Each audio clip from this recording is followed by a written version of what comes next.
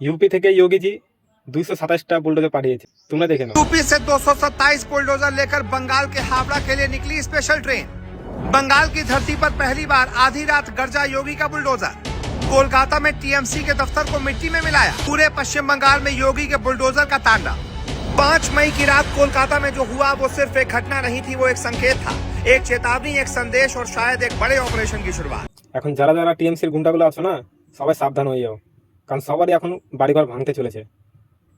আর কলকাতায় এসে পৌঁছেছে বড়বাজারে। কলকাতায় এখানে যারা যারা টিএমসি নেতারা যেগুলো দখল করেছিল সব জায়গাগুলো, সেগুলো এখন ভাঙচুর, একদম সব ভেঙে চুরে শেষ।